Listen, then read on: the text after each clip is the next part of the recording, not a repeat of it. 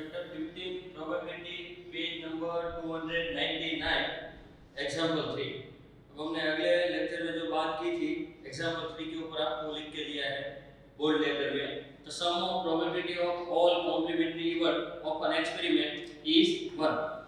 Then example 3 से आपको complementary का मीनिंग समझाना चाहते हैं। तो एग्जांपल 3 में क्या दिया है, suppose we throw a die once, कि हम एक बार डाई थ्रो करेंगे, what is the probability of getting number greater than 4। तो डाइस के ऊपर 4 से ग्रेटर नंबर आए उसकी प्रोबेबिलिटी कितनी है, और second event what is the probability of getting number less than और इक्वल टू 4। तो सेकंड इवेंट ये है कि डाइस के ऊपर 4 से इक्वल या लेस देन, फर्स्ट इवेंट क्या है 4 से ग्रेटर नंबर आने की प्रोबेबिलिटी, और सेकंड इवेंट क्या है लेस देन और इक्वल टू 4। सो पहले इवेंट को नाम दे देते हैं A, event A then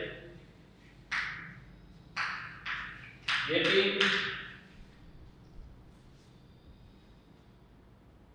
number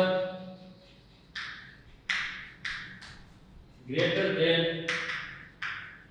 4 on dice के ऊपर 4 से greater number मिले, मतलब आप if you throw a die once then you get 5 and 6 because there are total possible outcome of throwing a die once is 1 2 3 4 and 5, 1 2 3 4 5 6, so greater than 4, so there are only two number which are greater than 4, 5 and 6 for dice. So probability of a formula ne समझ outcome favorable to event are 2 5 and 6 and total possible outcome 6, so probability is 1 upon 3, ये first event. Then second event B there, second event को नाम दे दिया B, event B there getting number less than or equal to 4 on dice, dice के ऊपर 4 से less या उससे equal number मिले, तो ऐसे नंबर कौन कौन से 1 2 3 4, तो बी की प्रोबेबिलिटी कितनी होगी, इस इवेंट को फेवर करने वाले आउटकम कौन कौन से हैं 1 2 3 4, मतलब टोटल 4 आउटकम, हमें नंबर देखने हैं, आउटकम कितने हैं वो यहाँ लिखने, कौन कौन से हैं वो ध्यान में नहीं, हमें ऊपर जो लिखने वो क्या लिखना है नंबर, हाउ मेनी, कितने हैं, कौन कौन से हैं वो हमें ध्यान में नहीं। So there are 4 outcomes which are favorable to given event and total possible outcome are 4. So if you cut 2 2, तो यहाँ बचेगा 2 upon 3, अगर आप ऊपर नीचे 2 2 कट करेंगे तो क्या बनेगा 2 upon 3। अब अगर आप नेक्स्ट पेज पे शिफ्ट होगे पेज नंबर 300, तो वहां पर रिमार्क लिखा है कि event A and B, book में नाम ई एंड एफ लिखा है, हमने यहाँ ए एंड बी लिखा है, उससे कोई फर्क नहीं पड़ता। Are the event E and F in the example above elementary event, क्या इस एग्जांपल में ये जो दोनों इवेंट दी है वो एलिमेंट्री इवेंट है, नो, क्योंकि इन दोनों इवेंट में आउटपुट जो है, इन दोनों इवेंट के जो आउटपुट है वो मोर देन 1, एक से ज्यादा, that's why they are not elementary event, क्योंकि दोनों के जो आउटकम है, दोनों इवेंट को फेवर करने वाले आउटकम जो है वो एक से ज्यादा है, that's why they are not elementary event, because event E has a 2 outcome and event A has a 2 outcome and event B has a 4 outcome, that's why they are not elementary event.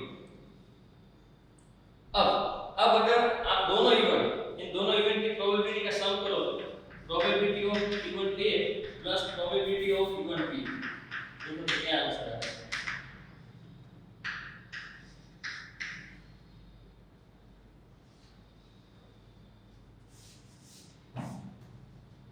1 upon 3 plus 2 upon 3 equal to 3 upon 3। अब elementary event में क्या था, elementary event में क्या था, अगर कोई event का आउटपुट एक ही है और उन सभी, तो उसे एलिमेंट्री इवेंट बोला जाएगा, और सभी इवेंट की प्रोबेबिलिटी का जो सम है वो कितना आएगा 1। अब यहाँ ए और बी एलिमेंट्री इवेंट नहीं, पर उनकी प्रोबेबिलिटी का सम कितना है 1, तो ये भी कुछ स्पेशल हुआ, तो इन दोनों इवेंट को क्या बोला जाए they are not elementary event, ये ए और बी एलिमेंट्री इवेंट नहीं है, तब भी उनकी प्रोबेबिलिटी का सम 1 आ रहा है, तो ये भी एक स्पेशल केस है। अब अगर आप देखेंगे तो यहाँ टोटल आउटपुट कितने हैं,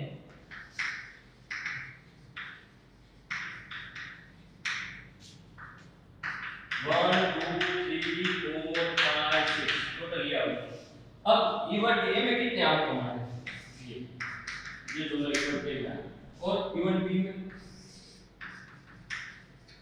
अब देखो तो क्या होगा, ये जो दोनों इवेंट है उसमें उन दोनों इवेंट को मिला के क्या होगा, टोटल पॉसिबल आउटपुट, मतलब ये दोनों इवेंट में टोटल पॉसिबल आउटकम आ गई, इन दोनों इवेंट से कोई आउटपुट बाकी नहीं रहा, ये जो दोनों इवेंट है उसमें सभी टोटल पॉसिबल आउटकम आ गए और दोनों में कोई मिक्सिंग भी नहीं है, जो ए में है वो बी में नहीं है और जो बी में है वो ए में नहीं है।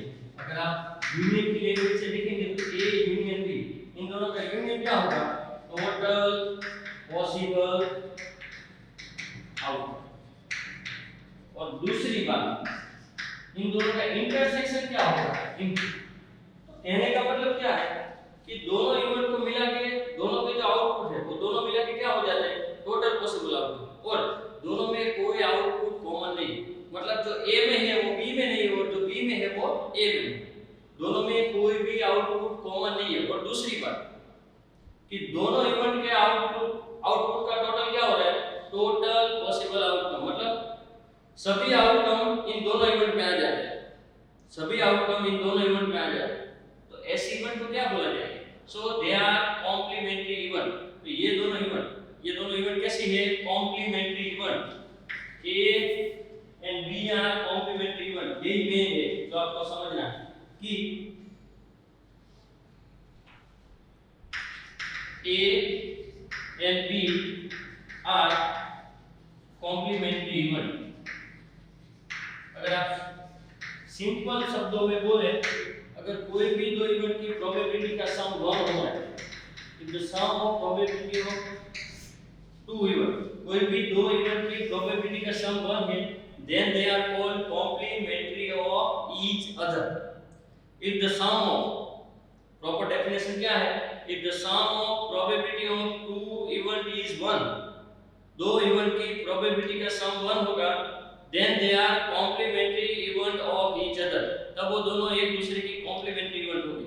और कॉम्प्लीमेंट्री कैसे होगी वो भी आप समझ सकते हैं कि दोनों के आउटपुट, मतलब दोनों के आउटपुट मिला के टोटल पॉसिबल आउटकम हो जाएंगे, और दूसरी बात दोनों में कोई आउटपुट कॉमन नहीं होगा। इस वजह से प्रोबेबिलिटी का सम 1 क्यों हो रहा है, क्योंकि दोनों के आउटपुट मिला के टोटल पॉसिबल आउटकम आ जाए, तो दोनों की प्रोबेबिलिटी मिला के टोटल प्रोबेबिलिटी आ जाएगी, और टोटल प्रोबेबिलिटी क्या है, 1। इस वजह से ये दोनों इवेंट कैसी है, कॉम्प्लीमेंट्री इवेंट। अब अगर आप मैथमेटिकली देखेंगे तो अगर आपको कोई भी एक इवेंट की प्रोबेबिलिटी पता है, आप उसे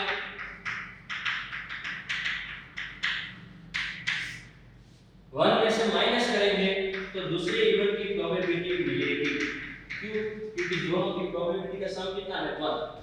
If the sum of probability of two event is 1, then they are called complementary of each other. आपकी बुक में लिख के दिया है, पर वहां पर नाम क्या है, E और F, मैंने यहाँ नाम क्या दिया है, A और B। तो इवेंट, और सपोज कि मुझे नाम देना है, ये इवेंट है मेरी, उसकी कॉम्प्लीमेंट्री इवेंट को हम क्या बोल सकते हैं, A डैश, या कोई भी इवेंट की कॉम्प्लीमेंट्री इवेंट को आप इस सिंबल से रिप्रेजेंट कर सकते हैं। ये क्या है कि अगर मैं ऊपर वाला पूरा रब कर दूं तो आपको समझ में आएगा।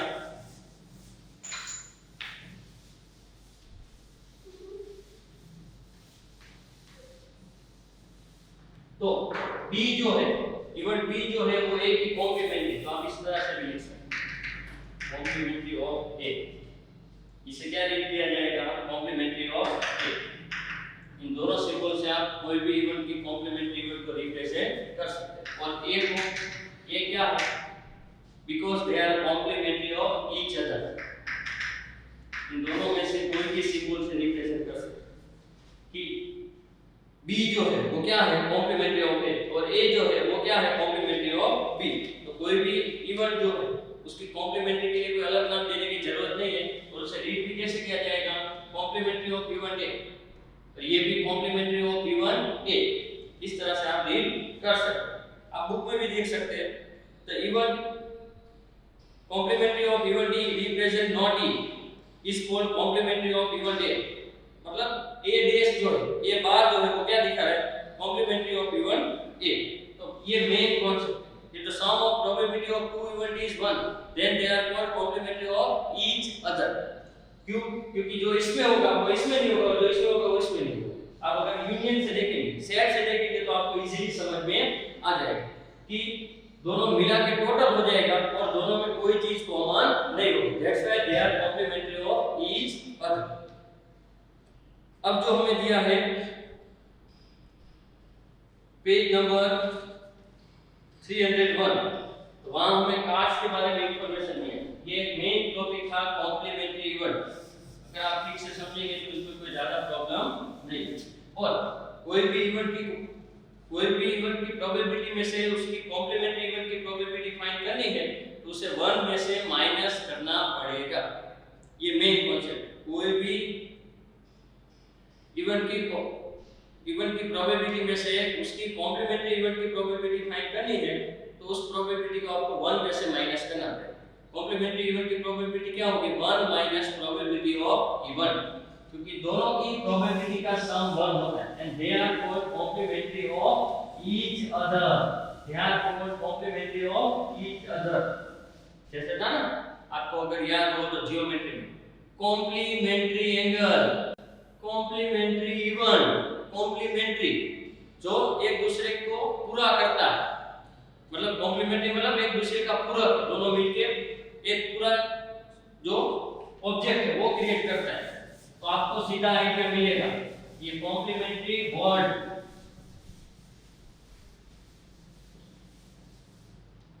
कॉम्प्लीमेंट्री एंगल्स, वहां पर क्या था, सम 1 है ना।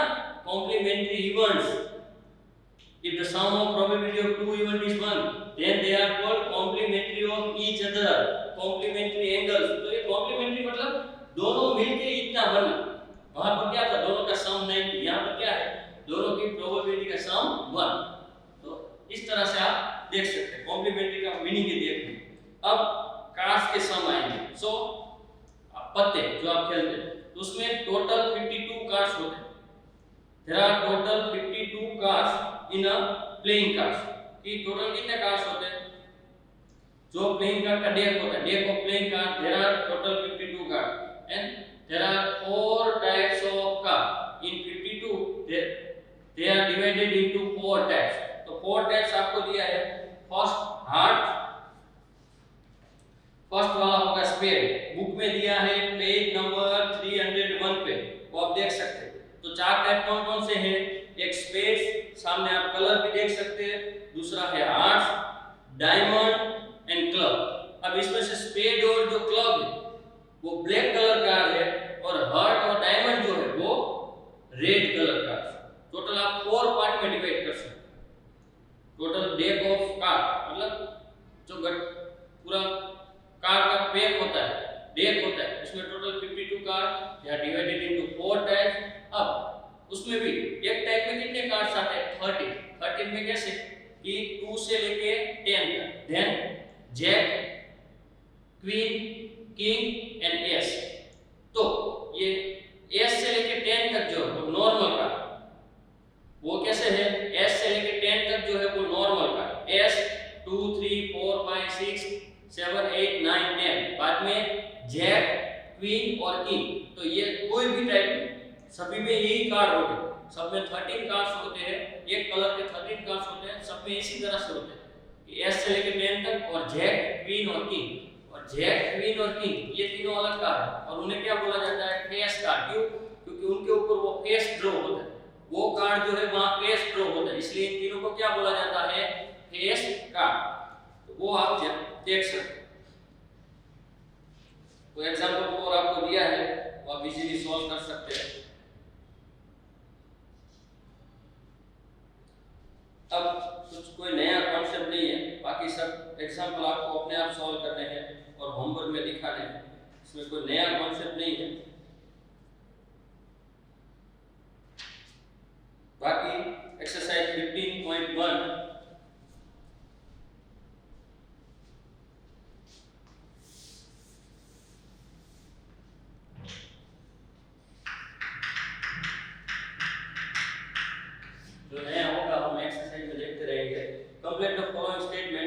Probability of an event and probability of event not E, मतलब उसकी कॉम्प्लीमेंट्री इवन, नॉट ई मतलब उसके अलावा मतलब उसकी complementary even.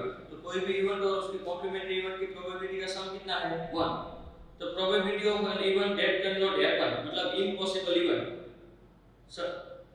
The probability of an event that can not happen मतलब 0 और उस इवेंट को क्या बोला जाएगा impossible event.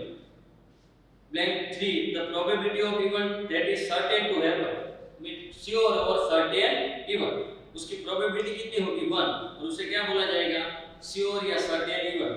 the sum of probability of elementary event of an experiment is 1, the probability of an event greater than or equal to 1 and less than or equal to greater than or equal to 0, जैसे हमने लिखा ना the probability of event is greater than or equal to 0 or less than or equal to 1।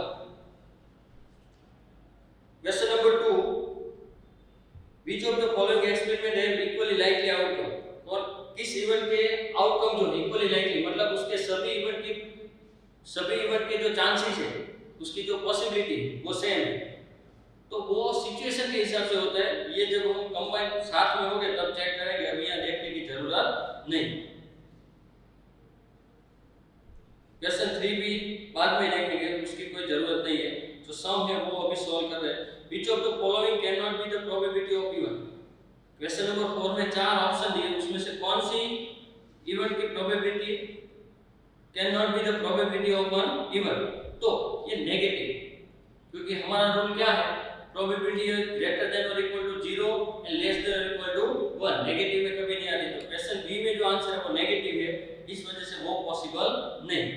तो question number 5 में दिया है कि कोई भी इवेंट ई की प्रोबेबिलिटी है 0.05, तो प्रोबेबिलिटी ऑफ नॉट ई मतलब means probability of complementary event, not E means complementary of event E. अगर इवेंट ई की प्रोबेबिलिटी इतनी है तो उसके कॉम्प्लीमेंट्री के लिए क्या करना पड़ेगा, इवेंट की प्रोबेबिलिटी को 1 में से माइनस करना पड़ेगा। तो आप इस तरह से माइनस कर सकते हैं, या 5 या 9 और या 0 मतलब 0.95, ये उसकी कॉम्प्लीमेंट्री इवेंट की प्रोबेबिलिटी होगी।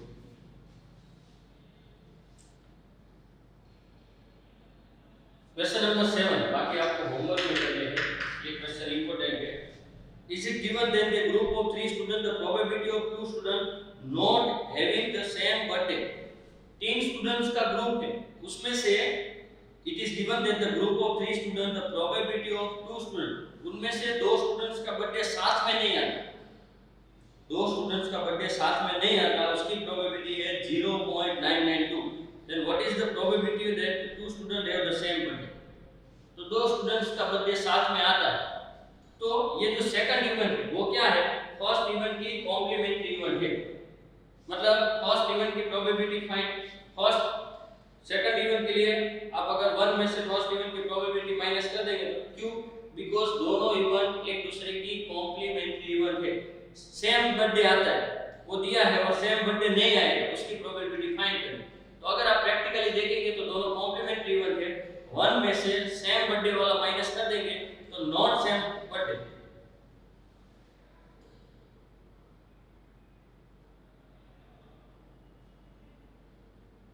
नॉट का दिया, नॉट सेम बर्थडे का 0 पॉइंट, तो सेम बर्थडे के लिए क्या करना पड़ेगा 1 में से नॉट सेम बर्थडे वाला माइनस कर दो, आपको मिल जाएगा, बिकॉज़ दोनों एक दूसरे की कॉम्प्लीमेंट्री इवेंट्स थे। बाकी सब सम इजी है, वो आप इजीली सॉल्व कर सकते हैं, जैसा कोई सम होगा वो मैं करवाऊंगा, बाकी तो हमने 9th में देखे हुए हैं।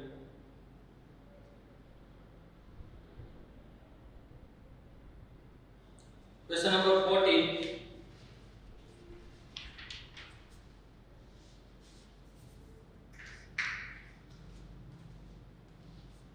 a one card is drawn from the well shuffle pack of 52 cards, find the probability of getting, first event क्या है कि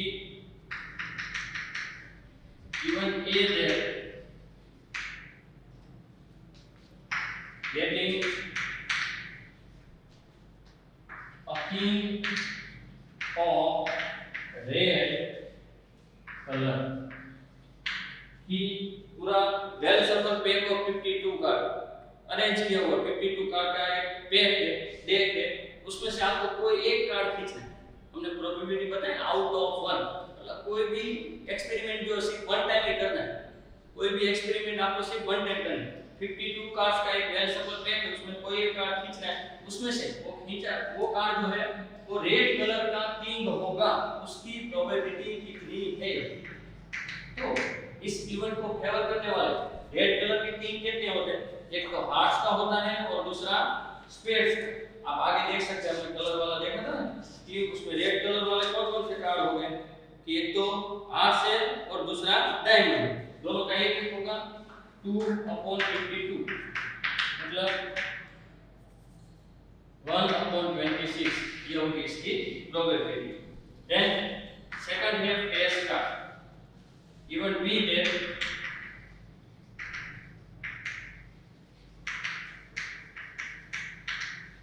getting a face card।